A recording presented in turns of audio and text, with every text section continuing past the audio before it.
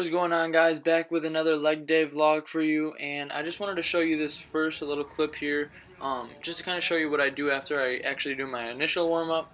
And also, if you guys did want to see my warm-up that I do before I actually get under the bar and start squatting, please comment or like this video, and I will do a leg day warm-up video just kind of showing you the basics of what I do.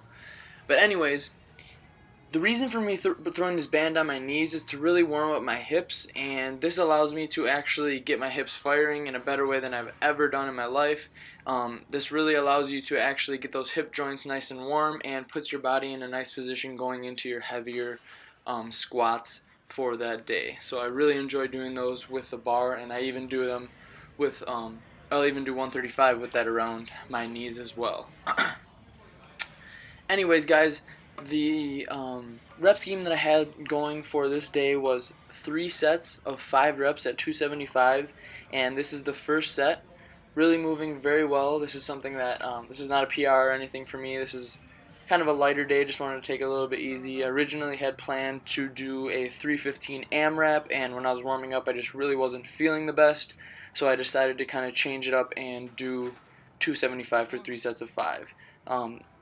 So that just kind of shows you guys that if you do have something, you have a program or a workout set and you have numbers set that you want to hit that day, make sure you're not forcing yourself to do something that you're not really able to do on that day for whatever reason. If you didn't get enough sleep the night before, not hydrated enough, didn't eat enough, whatever. Listen to your body. Use auto-regulation and kind of adapt to how you're feeling on that day. And same goes for if you had a lighter session planned for that day and you feel really, really good warming up, don't be afraid to push it a little bit. Go for a PR or go for a rep PR or something like that. So really listen to your body, guys, because you're the only person who really truly knows how you feel. So listen to yourself, because that is very, very beneficial when it comes to knowing when to push yourself and when not to.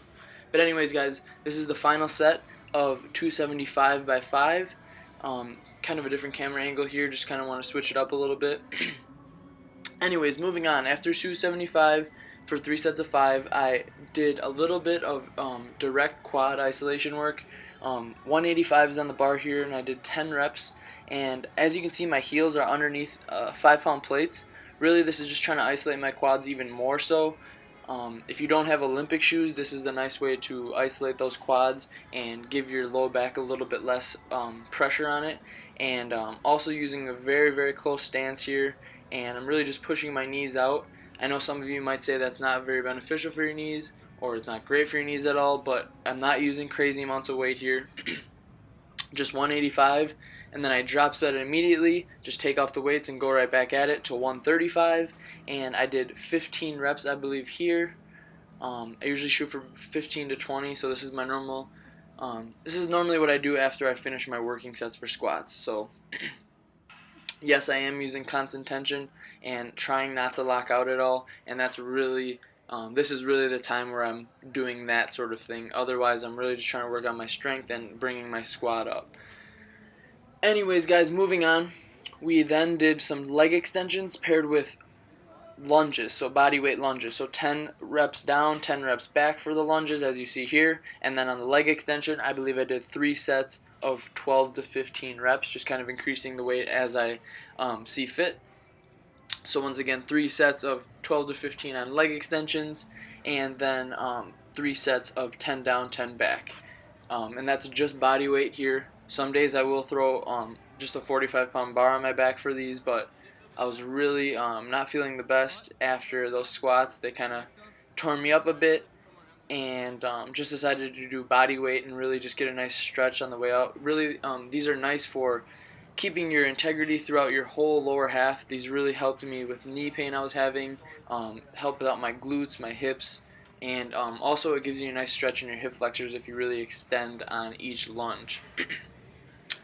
Moving on, I like to finish off my leg days with a lying leg curl, and then I pair that with a back extension. If you guys are familiar with what a GHD machine is, or a glute ham developer, or a lot of people call them GHRs, glute ham raise, they are not very often found at commercial gyms, but this is something that I learned from Corey Gregory. If you're not familiar with him, he is a very, very informative and knowledgeable person when it comes to just overall strength, powerlifting, and that sort of thing.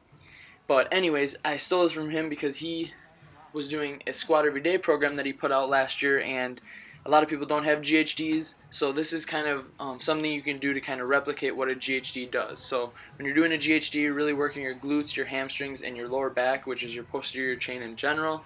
So by supersetting a leg curl with the back extension, you're simulating the same type of you're using the same type of muscle groups that you would be using. Yes, it is not exactly as beneficial as a GHD, but you are at least able to simulate the GHD in the best way you possibly can with what you have. So if you don't have a GHD at your gym, definitely give this a try. And I did 3 sets of 15 reps with no weight on the back extension, and then 3 sets of 12 reps on the lying leg curl.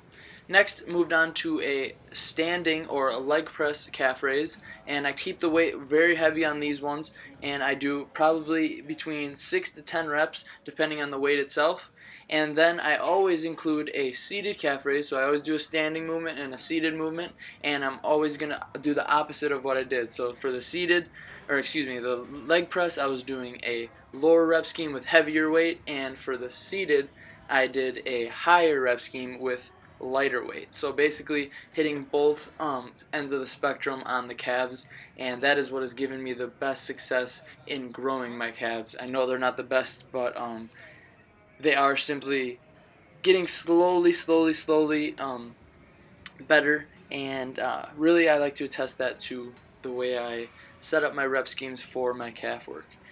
I also do calves pretty much probably around 3 or 4 times a week. So anyways, guys, this is the last 2 exercises in the workout. I've never included any ab exercises, and I tend to only train abs on my leg days because you are using so much core throughout your leg day. This is what I like to call a high to low chop with the rope. Really, you're just trying to focus on keeping your core and your hips straight ahead and really just using those obliques. I did 15 reps each side here, really just focusing on keeping your arms straight and not using your arms to twist, really just kind of using them to hold onto the rope and guide you. I'm using about 25 pounds on the cable machine right now, so not too much weight at all. Start out lower with the weight and slowly work your way up.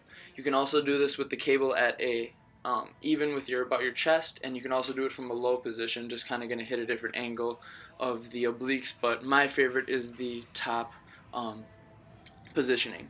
So anyways, guys, the next exercise, I was actually supersetting these 2, so I did 3 sets of 15, like I said, on those each way, and then I finished with a decline sit-up weighted. So for my first 5 reps, I was only doing body weight, and then for the final 10 reps, I had a 10-pound plate behind my head, really just focusing on breathing out at the top, really squeezing that core, and really ensure that I'm using my abdominals and not using my hip flexors or my legs or lower back at all. As always, thank you guys for watching, and if you enjoyed the video, please show me that by liking it, and if you haven't already, please subscribe to my channel. I'll be coming out with at least 3 to 4 videos a week for the rest of 2016. Look forward to hearing from you guys, and thank you for watching once again.